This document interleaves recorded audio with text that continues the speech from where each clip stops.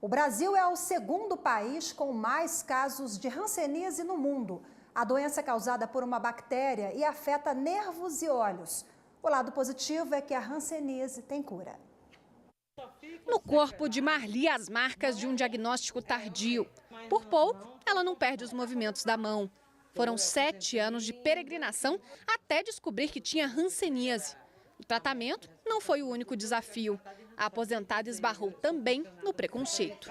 Um senhor de idade perguntou para mim: você não tem direito de estar aí, não sei o que. Eu disse: ó, vamos fazer o seguinte, eu quero a sua idade, você fica com minha doença. Aí quando ele perguntou qual era a minha doença, eu disse o nome popular, que todo mundo conhece, eu disse: eu tenho lepra. Quando eu olhei para a fila, não tinha mais nenhum idoso perto de mim. Todos os anos, mais de 200 mil novos casos de hanseníase são diagnosticados no mundo, segundo a Organização Mundial da Saúde. O que acende o alerta vermelho é que 80% deles se concentram no Brasil, na Índia e na Indonésia. No último levantamento da OMS, só em 2017, foram quase 30 mil brasileiros identificados com a doença. A hanseníase afeta principalmente a pele e os nervos, mas com tratamento precoce os sinais quase não aparecem no corpo. Além disso, os medicamentos evitam a transmissão. O que pouca gente ainda sabe é que não se pega a doença no dia a dia. É preciso contato próximo e prolongado com uma pessoa doente. A hanseníase pode demorar até 5 anos para dar os primeiros sinais. Ela é transmitida por secreções com saliva, em tosse e espirros, por exemplo. A pessoa não vai pegar hanseníase por estar próximo de outra no trabalho, por conversar com outra, por estar no mesmo ônibus, no mesmo transporte coletivo da outra, certo? Nem mesmo por compartilhamento de talheres, copos. É apenas aquele paciente que reside com o paciente que tem hanseníase que pode fazer o foco de transmissão. O Sistema Único de Saúde é responsável por oferecer acompanhamento multidisciplinar desde o diagnóstico. Nisso, o Hospital Universitário de Brasília é referência. São mais de 160 atendimentos por mês. Semanalmente, o pessoal se encontra para um bate-papo, apoio mútuo para fortalecer o tratamento. A história da hanseníase no Brasil por muitos anos foi marcada pelo estigma. Pessoas foram forçadas a ficar isoladas em colônias enquanto não havia tratamento. Famílias repartidas, filhos tirados dos pais. Nesta época, o nome dado à doença ainda era lepra. Quando a cura foi encontrada, demorou quase 40 anos para que os locais de isolamento fossem fechados. Hoje, o país é exemplo na luta pelos direitos humanos de quem tem a doença. Foi o segundo do mundo a garantir na justiça a indenização de pessoas que ficaram isoladas. O Brasil é hoje um país que mais evoluiu na questão dos direitos humanos da doença.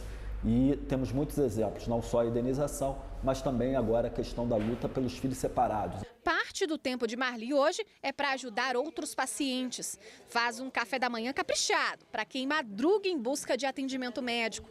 E o abraço, que antes era motivo de medo, agora só distribui uma boa dose de aconchego.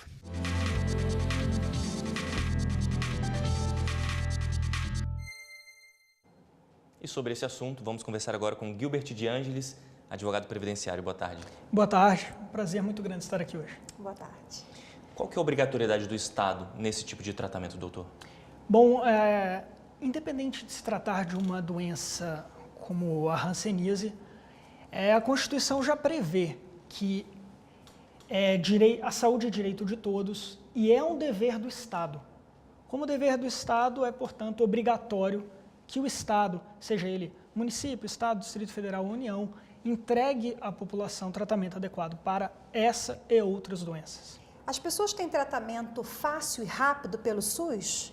O SUS ele cumpre o seu papel, até certo ponto, em oferecer um tratamento gratuito, um tratamento universal e um tratamento que se pauta no acompanhamento do doente, inclusive com a necessidade de tomar os medicamentos necessários.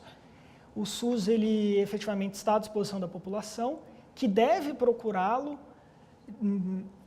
diante de qualquer sinal, qualquer indício da doença e, sobretudo, por aqueles que já foram diagnosticados.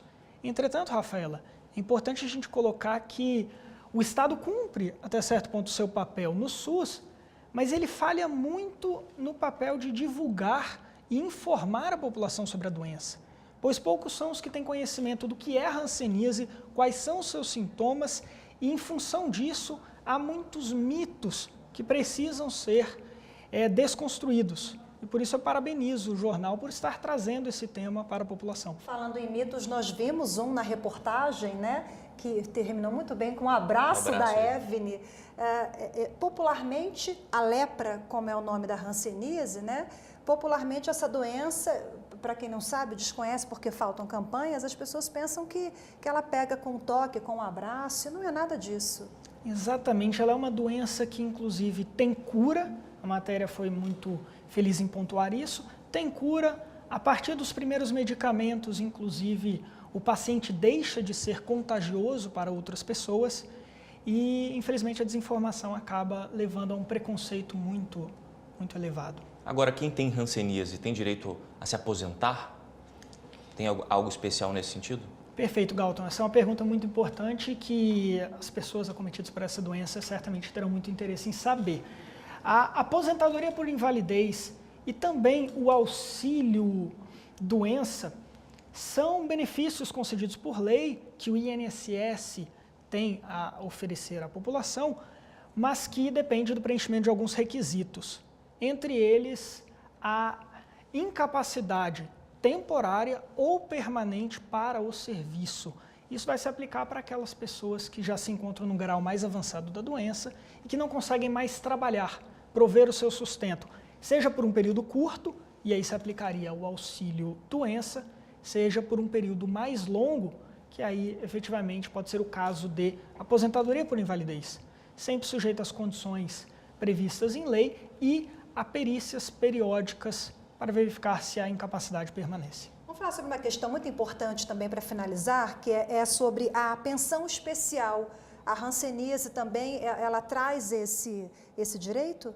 Rafaela, você toca num ponto que é muito importante, porque estávamos aqui falando do preconceito, do estigma social que essa doença, popularmente conhecida como lepra, carrega.